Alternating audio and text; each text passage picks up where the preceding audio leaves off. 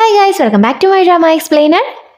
നമുക്കെല്ലാവർക്കും ജീവിതത്തെക്കുറിച്ച് ഒരുപാട് സ്വപ്നങ്ങൾ ഉണ്ടാവും അല്ലേ? എന്നാൽ നമ്മുടെ ചുറ്റുമുള്ള എത്ര പേർക്ക് ആ സ്വപ്നങ്ങൾ അച്ചീവ് ചെയ്യാൻ പറ്റിയിട്ടുണ്ട്? ചിലർക്ക് അതിന് സാധിക്കാറുണ്ട്, എന്നാൽ ചിലർക്ക് അതിന് സാധിക്കാറില്ല. ജീവിതത്തിന്റെ ഏതെങ്കിലും ഒരു പോയിന്റിൽ വെച്ച് സ്വപ്നവും പ്രണയവും എല്ലാം തകർന്നു പോകുന്നത് നോക്കി നിൽക്കേണ്ട അവസ്ഥ വരാറുണ്ട്. ആ സമയത്ത് ഇനി എനിക്ക് പറ്റില്ല എന്ന് തോന്നി ഗിവ് അപ്പ് ചെയ്യുന്നവരുണ്ട്, എന്നാൽ തന്റെ ഇഷ്ടത്തിന് വേണ്ടി ഫൈറ്റ് ചെയ്യുന്നവരും ഉണ്ട്. അങ്ങനെ ഒന്നിൽ നിന്നും വീണ്ടും സ്റ്റാർട്ട് ചെയ്ത് ഹാർഡ് വർക്ക് കൊണ്ട് സ്വന്തം ആഗ്രഹങ്ങൾ നേടിയെടുക്കുന്നത് കാണിച്ചു തന്ന ഒരു അടിപൊളി റൊമാൻറ്റിക് കോമഡി കെ ഡ്രാമയാണ് ഫൈറ്റ് ഫോർ മൈ വേ. 16 എപ്പിസോഡാണ് ടോട്ടൽ ഉള്ളത്. അപ്പോ ഒന്നാമത്തെ എപ്പിസോഡിൽ എന്താ നടക്കുന്നേ നോക്കിയാലോ. ഒരു ക്ലാസ് റൂം കാണിച്ചുകൊണ്ടാണ് ഒന്നാമത്തെ എപ്പിസോഡ് തുടങ്ങുന്നത്. ടീച്ചർ ക്ലാസ് എടുത്തുകൊണ്ടിരിക്കുന്ന സമയത്ത് ആരാ സംസാരിച്ചേന്ന് ചോദിക്കുന്നു. നമ്മളാണ് സംസാരിച്ചെങ്കിൽ ടീച്ചറോട് നമ്മൾ പറയോ ഞാനാണ് സംസാരിച്ചതെന്ന്? ഇല്ലല്ലോ. അതുപോലെ തന്നെ ഈ ക്ലാസ്സിലെ സ്റ്റുഡൻസും ഞാനൊന്നും അറിയില്ലേ എന്നുള്ള ഭാവത്തിൽ ഇരിക്കുവാണ്. എന്നാൽ ടീച്ചറിന് ആരാ സംസാരിച്ചതെന്ന് അറിയായിരുന്നു. ഒരു ചോക്ക് എടുത്ത് സംസാരിച്ച സ്റ്റുഡൻസിന് നേരെ ഒരു എയർ വെച്ച് കൊടുക്കുവാണ്. നിന്റെയൊക്കെ യൂണിഫോം എന്തുവാടാ ഇങ്ങനെ? നീയൊക്കെ ക്ലാസ്സിലേക്ക് തന്നെയാണോ വരുന്നത് എന്നാണ് ആ സ്റ്റുഡൻസ് എഴുന്നേറ്റ് നിൽക്കുന്നതും ടീച്ചർ ചോദിക്കുന്നത്. ടീച്ചർ പിടിച്ചതൊന്നും ഒരു പുത്തരി അല്ലാന്നാണ് ഇവര് നിൽക്കുന്ന നിൽപ്പിൽ നിന്നും എനിക്ക് മനസ്സിലായ കാര്യം. ടീച്ചർ എഴുന്നേൽപ്പിച്ച് നിർത്തിയ അടുത്ത സ്റ്റെപ്പ് ക്വസ്റ്റ്യൻ ചോദിക്കലാണല്ലോ. അതുപോലെ തന്നെ ഇവരോടും പഠിപ്പിച്ചുകൊണ്ടിരിക്കുന്ന ഭാഗത്ത് നിന്ന് ക്വസ്റ്റ്യൻ ചോദിക്കുവാണ്. കോൺഫിഡൻസിന് ഒരു കുറവും വരാതെ രണ്ടുപേരും പൊട്ടത്തരം വിളിച്ചു പറയുന്നുണ്ടെന്ന് മാത്രമല്ല ടീച്ചറുടെ കയ്യിൽ നിന്ന് നല്ല വൃത്തിക്ക് തല്ല് വാങ്ങുകയും ചെയ്യുന്നുണ്ട്.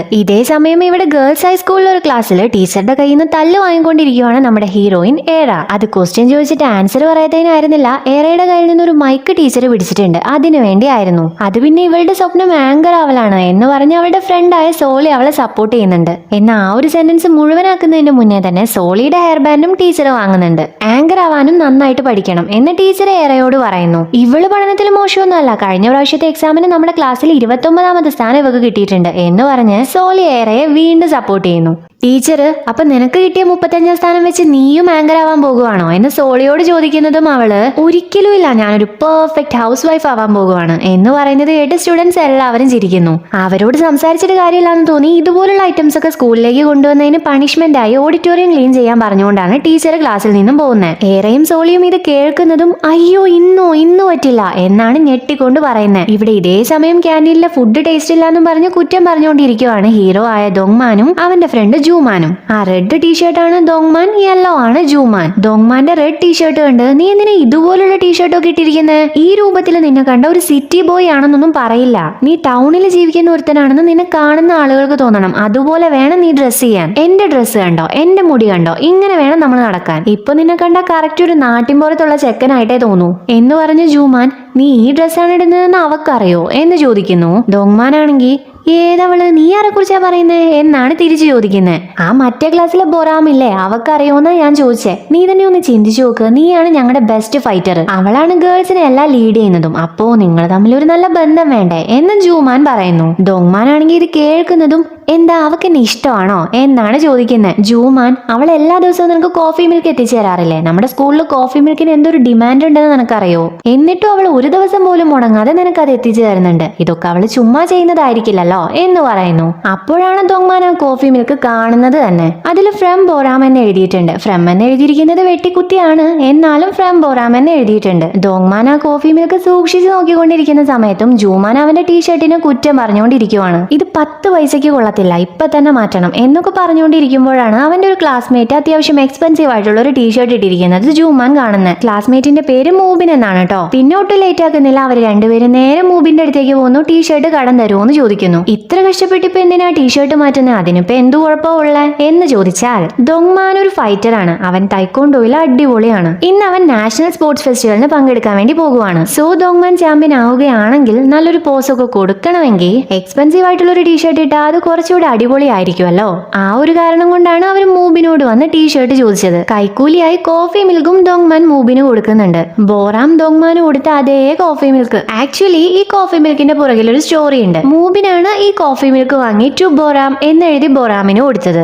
അതിൽ ടു ബോറാം എന്ന് എഴുതിയതിലെ ടു വെട്ടി ഫ്രം ആക്കി മാറ്റിയാണ് ബോറാം ആ കോഫി മിൽക്ക് ദോങ്മാന് കൊടുത്തത്. ഇപ്പൊ ദോങ്മാനാണെങ്കിൽ അത് തിരിച്ച് മൂബിന് തന്നെ കൊടുക്കുകയും ചെയ്തു. അതായത് മൂബിൻ വാങ്ങിയ കോഫി മിൽക്ക് മൂബിന് തന്നെ കിട്ടി. എന്നാ അവനൊന്നും പറയുന്നില്ല, ശ്രദ്ധിക്കുന്നില്ല, ദോങ്മാനെ നോക്കുക മാത്രമാണ് ചെയ്യുന്നത്. ദോങ്മാനാണേലോ ഇന്ന് നടക്കാൻ പോകുന്ന മാച്ചിന്റെ ഇമ്പോർട്ടൻസ് പറഞ്ഞുകൊണ്ടിരിക്കുവാണ്. ടീഷർട്ട് എങ്ങനെയെങ്കിലും വാങ്ങിയെടുക്കണമല്ലോ, അതിനുവേണ്ടി ഇവിടെ ഏറയ്ക്കും സോളിക്കും സ്കൂളിൽ നിന്ന് പുറത്തു കിടക്കണം. അതിനുവേണ്ടി പലതരം അടവുകൾ പറഞ്ഞ് ടീച്ചറുടെ അടുത്ത് പോയിക്കൊണ്ടേയിരിക്കുവാണ് അവര് രണ്ടുപേരും. പനിയാണ്, ചുമയാണ് എന്നൊക്കെ അവർ പറഞ്ഞു നോക്കുന്നുണ്ട്. എന്നാൽ ടീച്ചറുടെ അടുത്ത് ഇതൊന്നും ഏൽക്കുന്നില്ല. അവരുടെ ആക്ടിങ് കൈയോടെ പൊക്കുവാണ്. ഒരു വഴി നടക്കുന്നില്ല എന്ന് കാണുന്നതും ടീച്ചർ സ്റ്റാഫ് റൂമിൽ നിന്ന് പുറത്തു പോകുന്ന ടൈം നോക്കി അവരുടെ കയ്യിൽ നിന്ന് ടീച്ചർ പിടിച്ചു വെച്ചിട്ടുണ്ടായിരുന്ന പ്ലാസ്റ്റിക്കിന്റെ മൈക്കും ഹെയർ ബാൻഡും എടുത്ത് ഏറെയും സോളിയും സ്കൂളിൽ നിന്ന് ഇറങ്ങി ഓടുന്നു. ടീച്ചറും അവരുടെ പുറകെ ഓടുന്നുണ്ട്, പക്ഷെ അവരെ കിട്ടുന്നില്ല എന്ന് മാത്രം. ഇത്ര വലിയൊരു യുദ്ധമൊക്കെ ഉണ്ടാക്കി അവരെങ്ങോട്ടേക്കാ വന്നതെന്നറിയോ? ദോങ്മാന്റെ മാച്ച് കാണാൻ വേണ്ടിയിട്ടാണ്. സ്റ്റേഡിയത്തിന്റെ മുന്നിലേക്ക് എത്തുന്നത് മേര അവൻ 6 വയസ്സുള്ളപ്പോ തൊട്ട് നമ്മളാണ് അവനെ വളർത്തിയത്. അപ്പൊ നമ്മൾ അവനെ സപ്പോർട്ട് ചെയ്തില്ലെങ്കിൽ വേറെ ആരവനെ സപ്പോർട്ട് ചെയ്യാനാ എന്ന് ചോദിക്കുന്നു.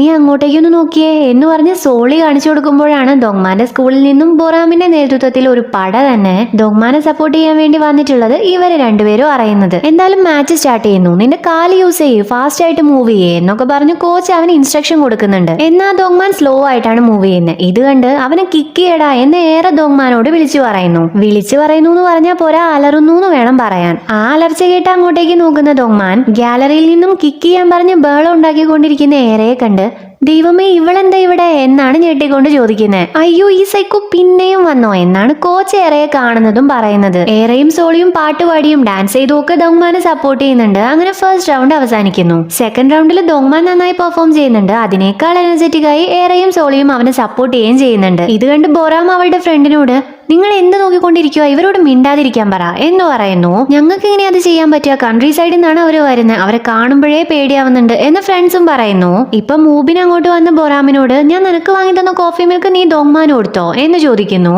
അത് ചോദിക്കാൻ വേണ്ടിയിട്ടാണോ നീ ഇവിടെ വരെ വന്നേ എന്ന് ബൊറാമും തിരിച്ചു ചോദിക്കുന്നു. ഒന്ന് ആലോചിച്ചുകൊണ്ട് മൂബിൻ ഇനി നിനക്കെങ്ങാൻ ദോങ്മാനെ ഇഷ്ടമാണോ എന്ന് ചോദിക്കുന്ന സമയത്ത് ഇവിടെ ദോങ്മാൻ അവന്റെ സ്പെഷ്യൽ കിക്ക് പുറത്തെടുക്കുവാണ്. അതോടുകൂടെ ഓപ്പോണന്റിന്റെ കാര്യത്തിൽ തീരുമാനമാവുന്നു. അതായത് ചാമ്പ്യൻഷിപ്പ് ദോങ്മാന് കിട്ടുന്നു. ഏറെയും സോളിയും ഉൾപ്പെടെ ഓഡിയൻസ് എല്ലാവരും ദോങ്മാന് വേണ്ടി cheer ചെയ്യുന്നു. അവനാണെങ്കിൽ ഹെൽമെറ്റ് അടിച്ച് ഒരുപാട് ആഹ്ലാദത്തോടെ ഓടി വരുന്നത് കണ്ട് കോച്ച് അവനെ ഹഗ് ചെയ്യാൻ പാകത്തിന് നിൽക്കുന്നുണ്ട്. എന്നാൽ അവൻ കോച്ചിന്റെ അടുത്തേക്ക് ആയിരുന്നില്ല പോയത്, ഗാലറിയുടെ അടുത്തേക്കായിരുന്നു. തന്റെ യൂണിഫോം അഴിച്ച് അവൻ നേരെ ഓഡിയൻസിന് എറിഞ്ഞു കൊടുക്കുവാണ്. അത് ചാടി പിടിക്കാൻ ബൊറാം ശ്രമിക്കുന്നുണ്ട്. എന്നാൽ അത് കിട്ടുന്നതോ ഏറൊക്കെയാണ്.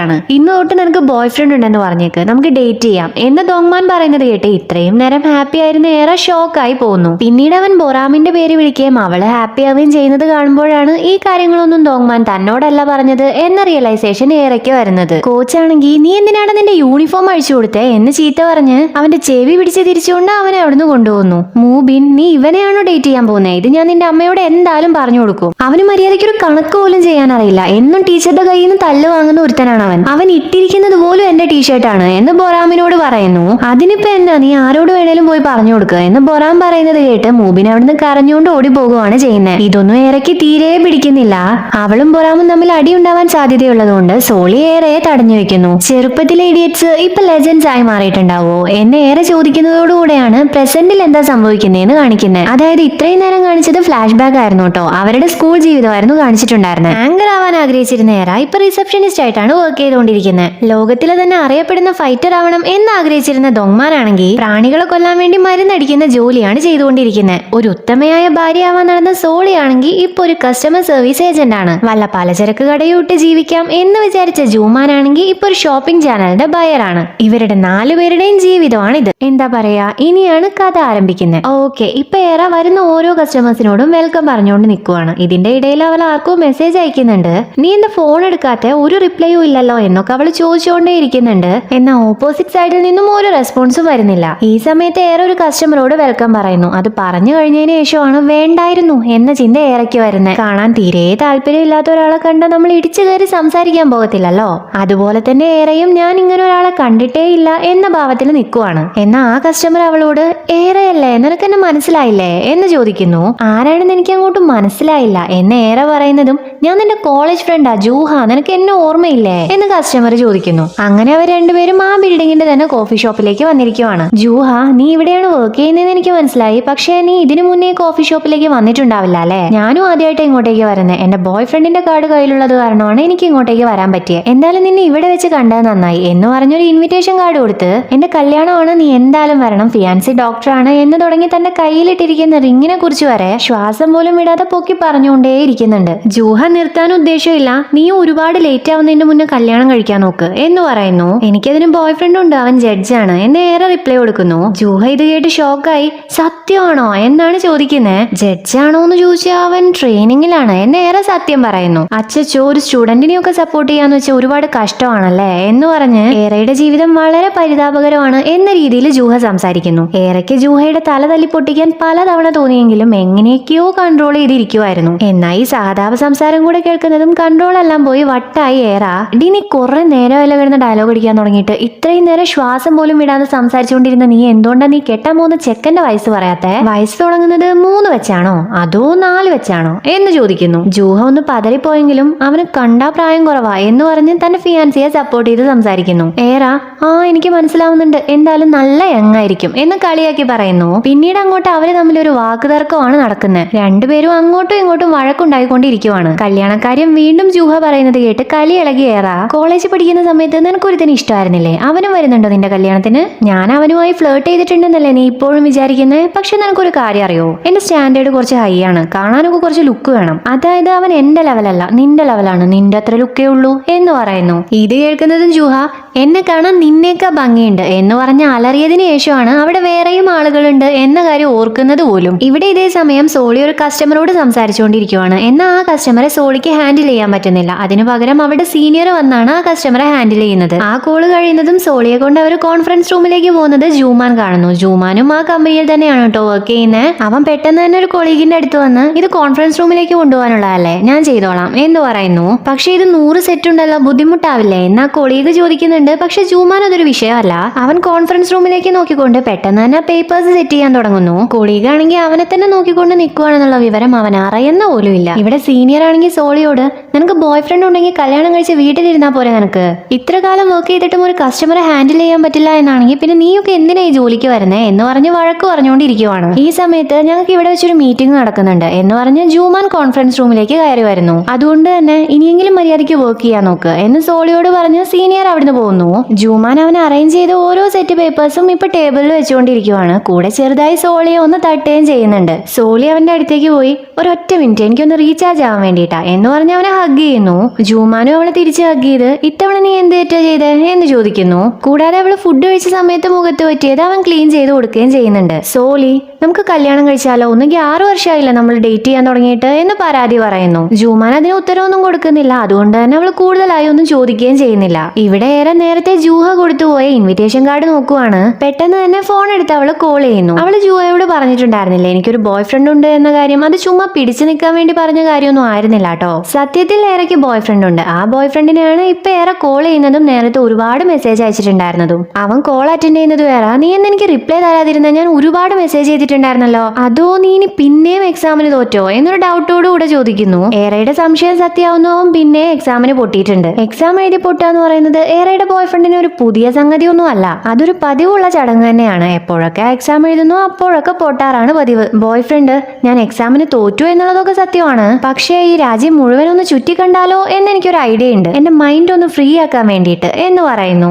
ഏറാ നീ എക്സാം എഴുതി പാസ്സാവാൻ വേണ്ടി നിന്റെ ബ്രെയിൻ യൂസ് ചെയ്തിട്ടുണ്ടായിരുന്നെങ്കിലാണ് അതുപോലെ നിന്റെ ബ്രെയിൻ റിഫ്രഷ് ചെയ്യേണ്ട ആവശ്യം നിനക്ക് വരിക. ഇതിപ്പോ നീ എക്സാമിൽ തോറ്റതിനാണോ രാജ്യം ചുറ്റാൻ പോകുന്നത് എന്ന് ഫ്രസ്ട്രേറ്റഡ് ആയി ചോദിക്കുന്നു. കോള് കട്ട് ചെയ്തതിനു ശേഷം അവൾ അപ്സെറ്റ് ആയി. ഇനി എങ്ങനെയാ ഞാൻ ഇവനെ നോക്കുക എന്നാണ് പറയുന്നത്. കാരണം ഏറെയാണ് അവളുടെ ബോയ് ഫ്രണ്ടിന്റെ എല്ലാ ചിലവും നോക്കുന്നത്. ഈ എക്സാം എഴുതി പാസ്സായാലെങ്കിലും അവൻ ജോലിക്ക് പോകാൻ തുടങ്ങുമായിരിക്കും എന്നാണ് അവള് വിചാരിച്ചത്. പക്ഷെ അതും നടന്നില്ല. അപ്പൊ അവൾ അപ്സെറ്റ് ആവുന്നതിൽ തെറ്റു പറയാൻ പറ്റില്ലല്ലോ. അവള് നേരെ ദോങ്മാനെ ഫുഡ് കഴിക്കാൻ വിളിക്കുന്നു. ഞാൻ എന്തിനാ അവിടെ വരെ ഡ്രൈവ് ചെയ്ത് നിന്റെ കൂടെ ഫുഡ് കഴിക്കാൻ വരുന്നേ എന്നൊക്കെ അവൻ ചോദിച്ചെങ്കിലും അവള് സ്റ്റീക്കാണ് വാങ്ങി കൊടുക്കുന്നതെന്ന് അറിഞ്ഞതും അവള് വർക്ക് ചെയ്യുന്ന സ്ഥലത്ത് അവളുടെ ഡെസ്കിന്റെ അടുത്ത് അവൻ പ്രസന്റ് ആവുകയാണ് ചെയ്യുന്നത്. പക്ഷെ ഏറെ അവിടെ കാണാനില്ല. സോ അവൾക്ക് കോൾ ചെയ്ത് നോക്കുന്ന സമയത്താണ് ജൂഹ അവളുടെ ഫിയാൻസിയോട് ഫോണിൽ സംസാരിച്ച് വരുന്നത്. കല്യാണത്തിന് മുന്നേ എന്തായാലും നീ കുറച്ച് ഹെയർ ട്രാൻസ്പ്ലാന്റ് ചെയ്തേ പറ്റൂ, പറ്റുന്നത്ര നീ യങ്ങാവണം, നിനക്ക് വേണ്ടി എന്റെ ഫേഷ്യൽ ബോൺ അടക്കം ഞാൻ കട്ട് ചെയ്തിട്ടുണ്ട് എന്നൊക്കെ അവള് സംസാരിക്കുന്നത് കേട്ട് ദോങ്മാൻ ഒരു നിമിഷം അവളെ ഞെട്ടിക്കൊണ്ട് നോക്കുന്നുണ്ട്. എന്തായാലും അവർ എക്സിറ്റിന്റെ ഭാഗത്തേക്ക് വരുന്നു. പക്ഷെ പക്ഷെ ഡോർ സ്റ്റക്കായി പോകുന്നു.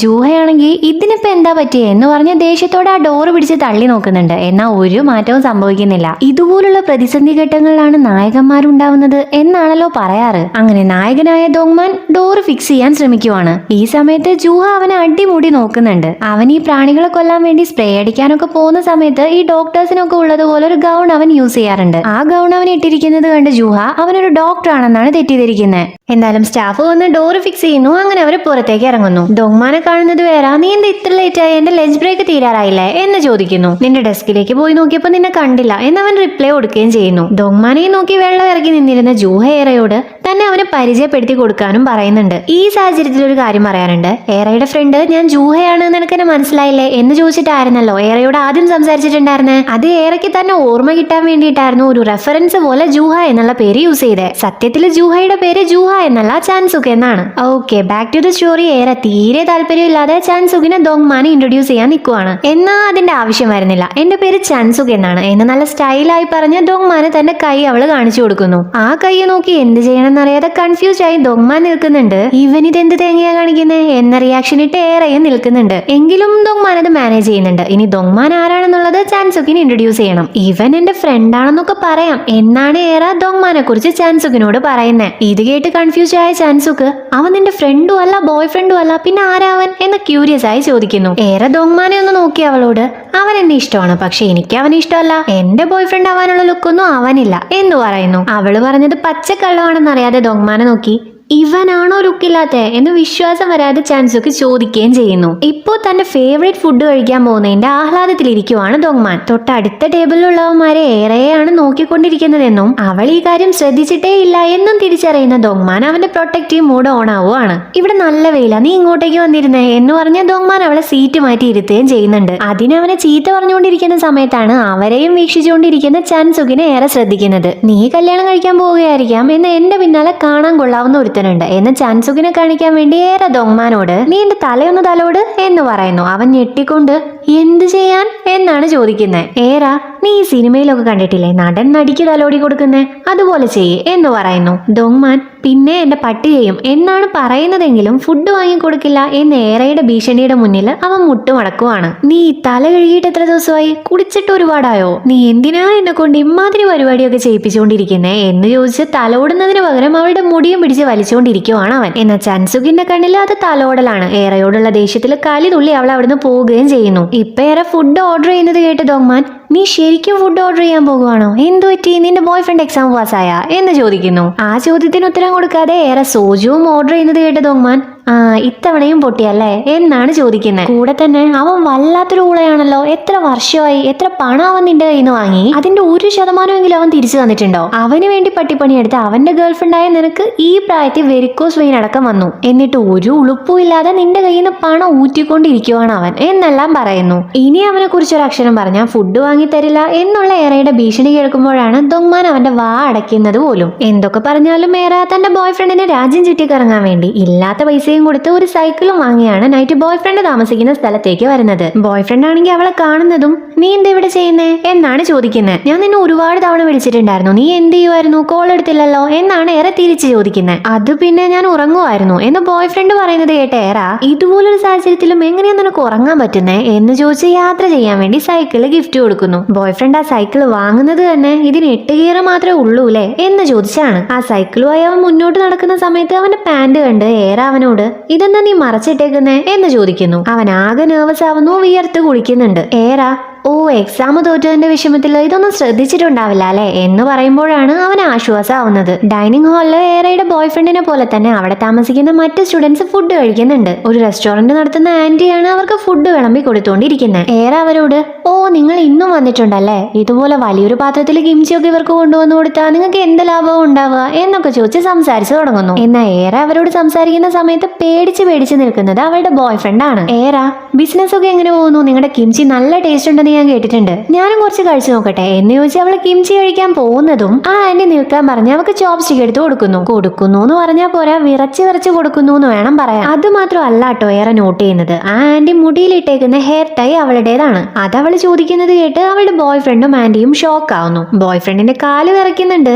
ഏറ ആന്റി ഇട്ടേക്കുന്നത് ഇവന്റെ പാന്റിന്റെ ടോപ്പാണെന്ന് തോന്നുന്നുണ്ടല്ലോ എന്ന് പറയുന്നതും അവര് രണ്ടുപേരും പിടിക്കപ്പെട്ടു എന്ന അവസ്ഥയിലാണ് നിൽക്കുന്നത്. സംശയം തോന്നുന്ന ഏറെ ആ ആന്റിയുടെ ഡ്രസ്സ് മണത്ത് നോക്കുന്നുണ്ട്. തന്റെ ബോയ് ഫ്രണ്ട് യൂസ് ചെയ്യുന്ന സിഗരറ്റിന്റെ സ്മെല്ലാണ് ആ ഡ്രസ്സിനുള്ളത് എന്ന് വ്യക്തമാവുന്നതും വന്ന സമയത്ത് ഞാൻ ഉറങ്ങുമായിരുന്നു എന്ന് ബോയ് ഫ്രണ്ട് കള്ളം പറഞ്ഞതായിരുന്നു എന്നും ആന്റിയുമായി അവന് സീക്രട്ട് റിലേഷൻഷിപ്പ് ഉണ്ട് എന്ന കാര്യവും അവൾക്ക് മനസ്സിലാവുന്നു. പിന്നെ അവളൊന്നും നോക്കുന്നില്ല. കയ്യിലുണ്ടായിരുന്ന ബാഗും വെച്ച് അവൻ ഓടിച്ചിട്ട് തല്ലുവാണ് ചെയ്യുന്നത്. ഒരു യുദ്ധം കഴിഞ്ഞതിന് ശേഷം ഏറെ ഇപ്പൊ സംസാരിക്കാൻ തുടങ്ങുന്നു. ഈ ബാഗ് നിനക്ക് ഓർമ്മയുണ്ടോ? കഴിഞ്ഞ തവണ നീ എന്റെ ബർത്ത്ഡേക്ക് വാങ്ങി തന്നതായിരുന്നു. വിവാഹം കഴിക്കാമെന്നും നീ വാക്ക് തന്നിട്ടുണ്ടായിരുന്നു. ഈ ബാഗ് വാങ്ങിയതിന് ഞാൻ നിന്നെ ഒരുപാട് വഴക്ക് പറഞ്ഞിട്ടുണ്ടായിരുന്നു. ഈ ബാഗിന്റെ ബ്രാൻഡ് ഫേക്ക് അല്ല, ഇതിന് ഒത്തിരി പണം നീ ചെലവാക്കിയിട്ടുണ്ടായിരുന്നു എന്നറിഞ്ഞപ്പോ എനിക്ക് ഒരുപാട് വിഷമമായി. ഒത്തിരി കഷ്ടപ്പെട്ടിട്ടായിരിക്കുമല്ലോ ഈ പണം സേവ് ചെയ്തതും ഈ ബാഗ് എനിക്ക് വാങ്ങി തന്നതും എന്നൊക്കെ ആലോചിച്ചതുകൊണ്ടായിരുന്നു ഞാൻ നിന്നെ വഴക്ക് പറഞ്ഞിട്ടുണ്ടായിരുന്നത്. പക്ഷേ ഞാൻ നിന്നെ വിശ്വസിച്ചിട്ടുണ്ടായിരുന്നു. ഞാൻ ലക്ഷങ്ങൾ സമ്പാദിക്കുന്ന ആളാണെന്നാണോ നീ വിചാരിച്ചേ? എനിക്കൊരു ആഗ്രഹവും ഇല്ലാത്തത് കൊണ്ടാണ് നിന്റെ ആഗ്രഹത്തിന് സപ്പോർട്ട് ചെയ്യാൻ വേണ്ടി ഞാൻ പട്ടിപ്പണി എടുത്ത് പണം ചിലവഴിച്ചേ എന്നാണോ നീ വിചാരിച്ചിരിക്കുന്നത്? അതൊക്കെ പോട്ടെ, നീ എന്തായാലും എന്നെ ചീറ്റ് ചെയ്തു. എന്നാൽ അത് എന്നെക്കാൾ യങ് ആയിട്ടുള്ളതോ അല്ലെങ്കിൽ റിച്ച് ആയിട്ടുള്ളതോ ആയ ആരെങ്കിലും ആയിരുന്നെങ്കിൽ എനിക്ക് എത്ര വിഷമം ഉണ്ടാവില്ലായിരുന്നു. ഇതിപ്പോ ഒരു ചെറിയ റെസ്റ്റോറന്റ് നടത്തുന്ന ആന്റി, നീ ഇത്രയ്ക്ക് പൊട്ടനാണോ എന്ന് അവള് സാഡ് ആയിക്കൊണ്ട് ചോദിക്കുന്നു. അത്ര നേരം മിണ്ടാതിരുന്ന ആന്റി അത്ര ചെറിയ റെസ്റ്റോറന്റ് ഒന്നും അല്ല എന്ന് പറയുന്നുണ്ട്. പിന്നീട് ആ റെസ്റ്റോറന്റിലുള്ള തിരക്കും കാണുമ്പോഴാണ് ആന്റി പറഞ്ഞത് സത്യമാണെന്നും അവൻ അത്ര പൊട്ടനൊന്നും അല്ല എന്നുള്ള കാര്യവും ഏറയ്ക്ക് മനസ്സിലാവുന്നത്. ഏറെ അവളുടെ എക്സ് ബോയ് ഫ്രണ്ടിന് രാജ്യം ചുറ്റാൻ വേണ്ടി കൊടുത്തിട്ടുണ്ടായിരുന്നത് 8 ഗിയറുള്ള സൈക്കിൾ ആയിരുന്നില്ലേ? എന്ന് ആന്റി അവന് കൊടുക്കുന്നത് 28 ഗിയറുള്ള സൈക്കിളാണ്, കൂടെ ഒരു കാറും. ഏറയ്ക്ക് എക്സ് ബോയ് ഫ്രണ്ട് കൊടുക്കാനുണ്ടായിരുന്ന പണവും ആന്റി കൊടുത്ത് തീർക്കുന്നുണ്ട്. എക്സ് ബോയ് ഫ്രണ്ട് ഒന്ന് ആലോചിച്ച അവളോട്, നിനക്ക് കാറിലേക്ക് കയറണമെങ്കിൽ കയറിക്കോ, നിന്റെ കയ്യിലുള്ള സൈക്കിൾ നല്ല വെയിറ്റ് ഉണ്ട്, ഞങ്ങൾ ലിഫ്റ്റ് തരാം എന്ന് പറയുന്നു. ആന്റിയും അവനെ സപ്പോർട്ട് ചെയ്യുന്നു. ഇത് കണ്ട് ഏറെ ദേഷ്യത്തോടെ ആന്റിയുടെ മുടി പിടിച്ച് വലിക്കുന്നു. അടിയുണ്ടാകാൻ വേണ്ടിയിട്ടൊന്നും ആയിരുന്നില്ല കേട്ടോ, അവളുടെ ഹെയർ ടൈ ആന്റിയുടെ മുടിയിൽ നിന്നും എടുക്കാൻ വേണ്ടിയിട്ടായിരുന്നു. അവളെ ചീറ്റ് ചെയ്ത ഒരുത്തന്റെ ഹെൽപ്പ് ഏറെ സ്വീകരിക്കുന്നു തോന്നുന്നുണ്ടോ? ഒരിക്കലും ഇല്ല. അഗ്രസീവായ സൈക്കിളും എടുത്തു വെച്ച് ടാക്സിക്ക് വേണ്ടി അവൾ അവിടെ കിടന്ന് അലറുവാണ് ചെയ്യുന്നത്. ടാക്സി ഒക്കെ കിട്ടുന്നുണ്ട്, പക്ഷെ ആ ടാക്സിയിലേക്ക് സൈക്കിൾ വെക്കാൻ പറ്റുന്നില്ല. നാണം കെട്ടൂന്ന് പറയാനുണ്ടോ? അവക്കാണെങ്കിൽ ആ സൈക്കിൾ ഓടിക്കാനും അറിയാൻ പാടില്ല. ഒരു ഗതിയും പരഗതിയും ഇല്ലാതെ എക്സ് ബോയ് ഫ്രണ്ടിന്റെ ഹെൽപ്പ് അവക്ക് സ്വീകരിക്കേണ്ടി വരുവാണ്. ഇതിനേക്കാൾ വലിയ ഗതി കെട്ടവൻ വേറെ ആരെങ്കിലും ഉണ്ടാവും എന്റെ കർത്താവെ എന്ന് ചിന്തിച്ച് കണ്ണടച്ച് ഉറക്കം അഭിനയിച്ച് അവൾ ആ കാറിലിരിക്കുന്നു. ഈ സമയത്ത് ആങ്കറായ പക് ഹെറാൻ 3 വർഷത്തെ വിവാഹ ജീവിതം അവസാനിപ്പിച്ചതായി അറിയിച്ചിട്ടുണ്ട് എന്ന് പറഞ്ഞ ന്യൂസ് അവള് കേൾക്കുന്നു. ഇതേ ന്യൂസ് ദോങ്മാനും കേൾക്കുന്നുണ്ട്. അതിനെക്കുറിച്ച് ആലോചിച്ച് യാതൊരു ഇമോഷനും ഇല്ലാതെ എന്തോ ചിന്തയിൽ അവൻ റോഡ് ക്രോസ് ചെയ്യുന്നു. ഇവിടെ ഏറെയാണെങ്കിലോ ന്യൂസ് പ്ലേ ആയിക്കൊണ്ടിരിക്കുന്ന ഫോൺ ആന്റിയുടെ കയ്യിൽ നിന്നും പിടിച്ചു വാങ്ങാനുള്ള ശ്രമത്തിലാണ്. ഇതിനിടയിൽ എക്സ് ബോയ് ഫ്രണ്ടിന്റെ ശ്രദ്ധ തെറ്റുന്നു. ദോങ്മാനെ ഇടിക്കാൻ പോകുന്നു. എക്സ് ബോയ് ഫ്രണ്ട് പെട്ടെന്ന് തന്നെ ബ്രേക്ക് ചെയ്ത ശേഷം പേടിച്ചുകൊണ്ട് ആന്റിയുടെ വയറ് പ്രൊട്ടക്ട് ചെയ്ത് ഓക്കെ ആണോ എന്ന് ചോദിക്കുന്നത് കേട്ട ഏറ ആന്റി പ്രഗ്നന്റ് ആണെന്നൂടെ അറിയുന്നതും ആകെ തകർന്നു പോകുന്നു. ഇവിടെ ദോങ്മാനാണെങ്കിൽ നിനക്ക് എന്താടാ കണ്ണ് കണ്ടൂടെ എന്ന് ചോദിച്ച് ചീത്ത പറഞ്ഞു കഴിഞ്ഞതിന് ശേഷമാണ് ഏറയുടെ ബോയ് ഫ്രണ്ടിനെ കാണുന്നത്. ആ നീയാണോ? ഏറയെ കാണാൻ വേണ്ടി വന്നതാണോ? പുതിയ കാറ് വാങ്ങിയോ? എവിടുന്നാ പണം കിട്ടിയേ എന്നൊക്കെ നോൺ സ്റ്റോപ്പ് ആയിട്ട് അവൻ ചോദിക്കുന്നു. ആ പ്രശ്നം ഒത്തുതീർപ്പാവുന്നത് കണ്ട് ഏറെ പെട്ടെന്ന് തന്നെ കാറിൽ നിന്നും ഇറങ്ങി വന്ന് പോലീസിനോട് കംപ്ലൈന്റ് ചെയ്യാൻ ദോങ്മാനോട് പറയുന്നു. ദോങ്മാനാണെങ്കിൽ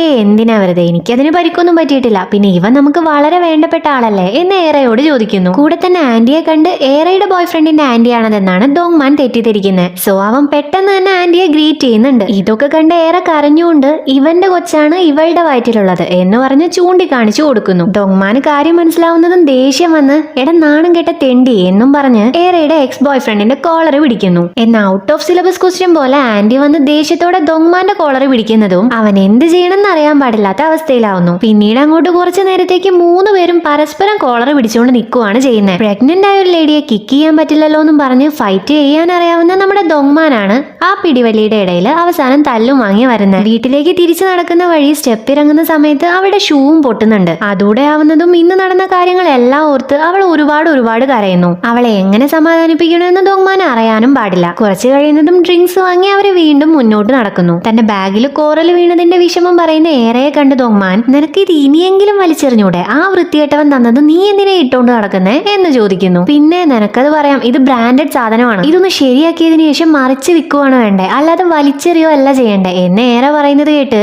നീ പൊട്ടത്തിയാണോ അതോ സൈക്കോ ആണോ എന്നാണ് ദോങ്മാൻ ചോദിക്കുന്നത്. അങ്ങനെ അവൻ ചോദിച്ചെങ്കിലും ഏറയ്ക്കൊരു ചെരുപ്പും ബാഗും അവന്റെ വകയായി വാങ്ങിക്കൊടുക്കും. കൊടുക്കുന്നുണ്ട്. ആ ബാഗ് നോക്കി ഇതിലൊത്തിരി സോജു ബോട്ടിൽ കൊള്ളുമല്ലോ എന്നാണ് ഏറെ കമന്റ് പറയുന്നത്. കൂടെ തന്നെ നീ ഒരു സംഭവമാണല്ലോ, ഗേൾസിന് വേണ്ടി ബാഗ് വാങ്ങി കൊടുക്കാനൊക്കെ അറിയാലേ എന്ന് പറഞ്ഞ് ചിരിക്കുന്നു. ഇത് കേട്ട് നീ എന്താ ഇങ്ങനെ ചിരിക്കുന്നേ എന്ന് ചോദിച്ച് ദോങ്മാൻ അവളെ തലോടുന്നത് വേറെ. കണ്ടോ ഇതായിരുന്നു എനിക്ക് വേണ്ട, നിന്നോട് ആ റെസ്റ്റോറന്റിൽ നിന്ന് ഞാൻ തലോടാൻ പറഞ്ഞിട്ടുണ്ടായിരുന്നില്ലേ, ഇതായിരുന്നു ഞാൻ ഉദ്ദേശിച്ചത്. എന്നിട്ട് നീ എന്താ ചെയ്തേ, എന്നെ മുടി പിടിച്ച് വലിച്ചു. ഹാർട്ട് ബീറ്റ് കൂടുന്നത് പോലെ വേണം നീ തലോടാൻ, അല്ലാതെ പിടിച്ച് വലിക്കുവല്ല വേണ്ട എന്ന് പറയുന്നു. ദോങ്മാൻ അവൾക്ക് ഫേസ് ടു ഫേസ് നിന്ന് അവളുടെ തലയിൽ കൈവച്ച് ഇപ്പൊ നിന്റെ ഹാർട്ട് ബീറ്റ് കൂടുന്നുണ്ടോ എന്ന് ചോദിക്കുന്നു. ഏറെ പതറിക്കൊണ്ട് എന്റെ ഹാർട്ട് ബീറ്റ് എന്തിനാ കൂടുന്നേ എന്ന് തിരിച്ചു ചോദിക്കുവാണ് ചെയ്യുന്നത്. ദോങ്മാൻ ആണെങ്കിൽ അവളുടെ ഹാർട്ട് ബീറ്റിനേക്കാൾ കൂടുതൽ ഇപ്പൊ കോൺസെൻട്രേറ്റ് ചെയ്യുന്നത് അവളുടെ ഫേസിലേക്കാണ്. ഇതെന്ന് നിന്റെ ഫേസ് ആകെ റെഡ് ആയിരിക്കുന്നേ എന്ന് ചോദിച്ച് അവളെ സൂക്ഷിച്ചു നോക്കി നീ കുടിക്കുന്നത് നിർത്താൻ നോക്ക് എന്ന് പറഞ്ഞ ഒരു അഡ്വൈസും കൊടുത്തു പോകുന്നു. അത്ര നേരം ശ്വാസം കിട്ടാത്ത പോലെ നിന്ന് ഏറെയും എനിക്കും അത് തോന്നുന്നുണ്ട്, എന്റെ ഹാർട്ടിന് എന്തോ പ്രശ്നം ഉണ്ടെന്ന് തോന്നുന്നു എന്ന് പറഞ്ഞ് അവന്റെ പുറകെ സ്റ്റെപ്പ് കയറി പോകുന്നു. ഇത് കാണിച്ചുകൊണ്ടാണ് ഒന്നാമത്തെ എപ്പിസോഡ് തീരുന്നത്. അപ്പൊ വീഡിയോ ഇഷ്ടപ്പെട്ടിട്ടുണ്ടെങ്കിൽ ലൈക്ക് ചെയ്യുക, കമന്റ് ചെയ്യുക, സബ്സ്ക്രൈബ് ചെയ്യുക.